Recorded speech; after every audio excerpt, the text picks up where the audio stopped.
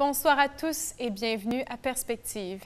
L'Église catholique et méthodiste marque 50 ans de dialogue théologique. Le Saint-Père a accueilli une délégation du Conseil méthodiste mondial au Vatican ce matin.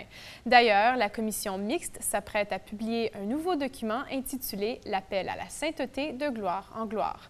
Le document s'arrêtera sur les points communs entre catholiques et méthodistes au sujet de la grâce de Dieu.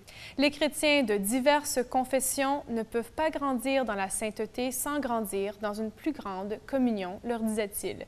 Le pape a partagé son espérance pour, un jour, une pleine communion et prie l'Esprit Saint pour une unité réconciliée. En France, on s'est arrêté sur la place des personnes malades et handicapées dans la communauté paroissiale. KTO a recueilli les témoignages de paroissiens d'une basilique en France sur la manière dont peut se mobiliser une communauté pour être présente à ses membres éloignés, pour apporter un soutien non seulement spirituel, mais aussi fraternel. Écoutez. De nombreux fidèles participent à l'Eucharistie, au lieu de rencontre de la communauté paroissiale.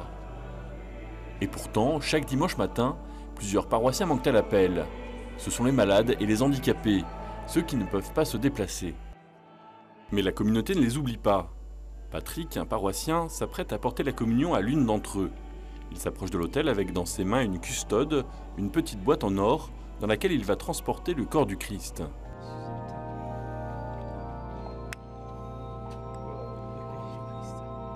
Donc je vais amener la communion à Suzette, qui est une paroissienne très impliquée dans la paroisse, qui est malade depuis quelques mois, elle ne peut plus se déplacer.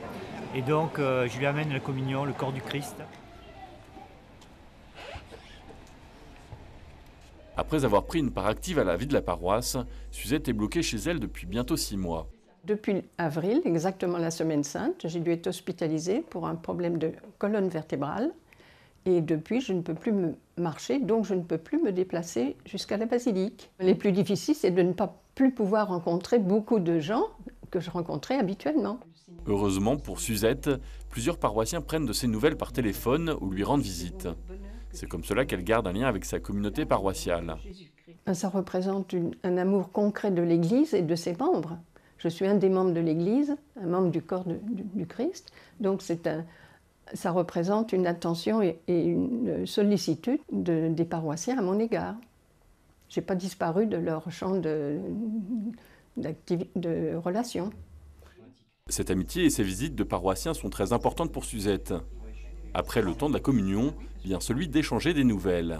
Aujourd'hui, il y avait le père Sostel qui est présidé et il y a eu un baptême. Un baptême, une présentation de l'enfant. Voilà, c'est ça. Une présentation juste à la fin, ceux oui. qui avaient un baptême. C'est bien cet accueil des futurs baptisés, des parents et des parrains marraines. Ma place dans la paroisse actuellement, c'est de continuer de m'intéresser à ce qui arrive à d'autres paroissiens ou chrétiens de Saint-Denis. Je peux citer 2 ou 3 personnes qui viennent d'être atteintes de graves maladies. Ben, je vous assure que je les porte dans ma prière. Suzette ne sait pas encore si son état de santé lui permettra de retourner régulièrement dans son église.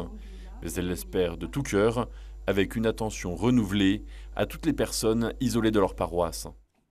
Alors effectivement, quand on ne peut plus se rendre à la messe parce qu'on est malade, parce qu'on a un handicap, il est important de mettre en œuvre ce qu'on appelle le service évangélique des malades, qui existe à peu près dans toutes les paroisses, c'est-à-dire tout un service de personnes dédiées qui vont porter la communion aux malades, qui vont les visiter, qui vont les voir de façon à établir le lien d'abord avec le Christ par la communion, puis ensuite avec toute la communauté en apportant la feuille paroissiale, en faisant un lien. Maintenant, la place sociale, effectivement, quand on est chez soi et qu'on ne peut plus se déplacer, eh bien, la place sociale, c'est que nous fassions de leur appartement ou de leur résidence des lieux de charité, c'est-à-dire que c'est nous qui devons nous déplacer.